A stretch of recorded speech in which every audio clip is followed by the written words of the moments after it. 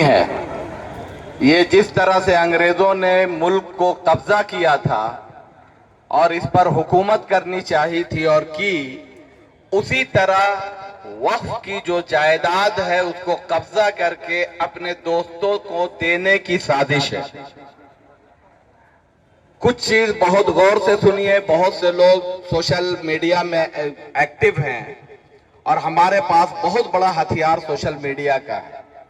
मैं आपको कुछ टिप्स दे रहा हूं, आप इसको वायरल कीजिए, कुछ नक्शा बदल जाए। इन्होंने परसेप्शन कायम किया शुरू में, उस वक्त हम लोग सोए हुए थे। 3-4 साल पहले एक कहीं के आदमी ने वीडियो बनाया कि डिफेंस और रेलवे के बाद जो सबसे ज्यादा जमीन है वक्फ के पास है। मुसलमान भी बहुत खुश हो गया, गदगद हो गया कि हम लोग के पास सबसे ज्यादा जमीन है। ये एक बहुत बड़ा धोखा और एक बहुत बड़ी चालाकी थी पूरे हिंदू भाइयों को गुमराह करने के लिए और मुसलमानों को भी खुशफहमी में डालने के लिए कि हिंदुस्तान में सबसे ज्यादा जमीन वक्फ के पास है। ये इतना बड़ा झूठ है, इतना बड़ा झूठ है, जैसे दिन को कहा रात कहा जाए, उतना बड़ा झूठ है। अब मैं आपको कुछ डाटा देता हूं। ना रेलवे के पास सबसे ज्यादा जमीन है, ना डिफेंस के पास है, और वक्फ के पास तो कुछ भी नहीं है। इनके पास 9,40,000 एकड़ जमीन है ऑन रिकॉर्ड। अब आगे सुनिए।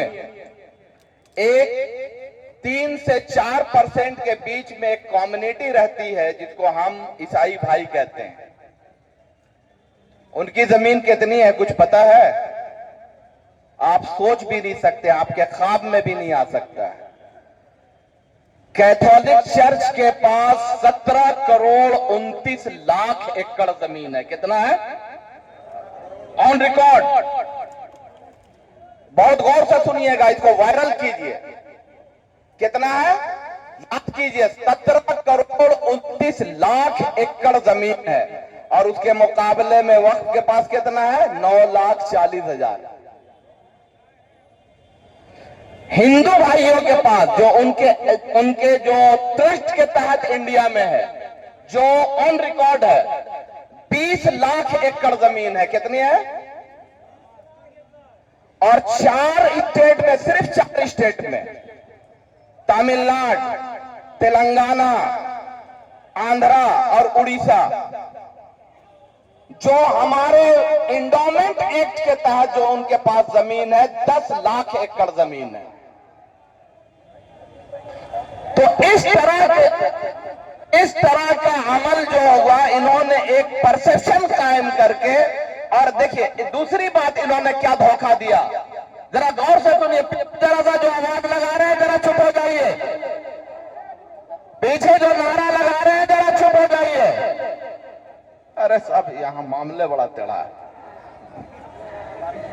बहुत अच्छी तरह सुनिएगा, ये आपकी जानकारी की बातें हैं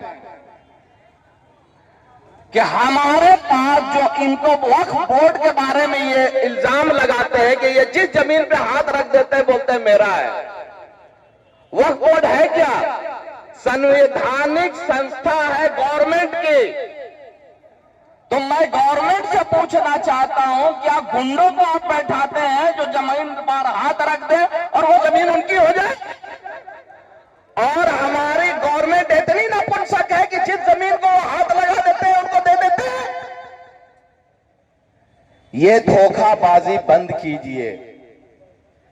आपने वक्फ की जमीन जो यतीमों की, मुंबई में जो कई हजार करोड़ की जमीन है, आपने चालाकी के साथ इस मुल्क का सबसे बड़ा यतीम को, यानी अंबानी को, आपने मुकेश अंबानी को दे दिया, जो दुनिया का सबसे महंगी बिल्डिंग है। यानी यतीमों की जमीन, वो यतीम खाना था, और आपने उसको, सबसे बड़े यतीम को, जो इस मुल्क का सबसे बड़ा अमीर है, उसको उन्हें वो जमीन दे दिया। और ऐसे ही हमारे पास सैकड़ों एकड़ जमीन, लाखों एकड़ जमीन है जो आपकी नजर पड़ी हुई है, जिसको अपने दोस्त, अपने यार अंबानी और अडानी की देने की तैयारी आप कर रहे हैं। आज तक इन लोगों ने 1400 साल में कभी नहीं मुसलमानों के फेवर में बात की थी।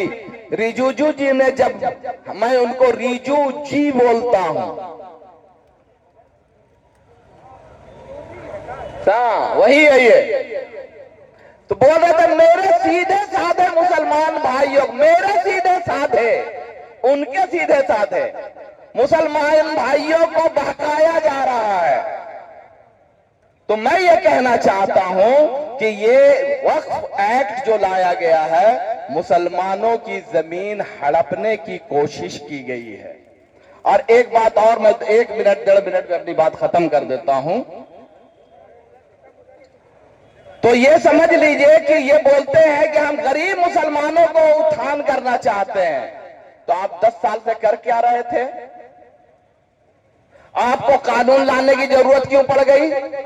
आप 10 साल के अंदर में उन जो जमीनें थी उसमें बेहतरीन बेहतरीन बिल्डिंग बना देते, गरीबों के लिए पूरा उसका रेवेन्यू दे देते। तो इसके लिए एक्ट लाने की जरूरत क्या थी आपको? आप उसी जमीन पे डेवलपमेंट करा करके आप पैसा पास कर देते और लाखों लोगों का उत्थान का प्लान बनाते। आपने उस जमीन पर कब्जा जमाने के एक्ट लाने की कोशिश क्यों की? बड़ा जो वक्त गुलिस्तान को खोज हमने दिया, बाहर आई तो कहते हैं तेरा काम नहीं, हमें अपना जमीन नहीं संभालने आता। मैं चोरों की, हम लोग चोरों के हाथ में अपनी जमीन जाने नहीं देंगे। वक्फ अल्लाह की संपत्ति है, उसकी हिफाजत हमारी जिम्मेदारी है। हर हाथ में हम उसकी हिफाजत करेंगे। और ये काला कानून वापस लो, वापस लो, ये काला कानून वापस लो, वापस लो। और हम लोग ये कसम खा के उठे, ये हमारे भाई ने इतना अच्छा मजमा जमाया है कि हम इस लड़ाई को उस वक्त तक लड़ेंगे जब तक कि वापस नहीं हो जाएगा इंशाअल्लाह। अभी उठना नहीं है, बैठे रहना। रुकिए, हाजरत ने उठने का मतलब बैठने के लिए बोला। अभी और 10 मिनट चलेगा। बोल, हमारे बीच में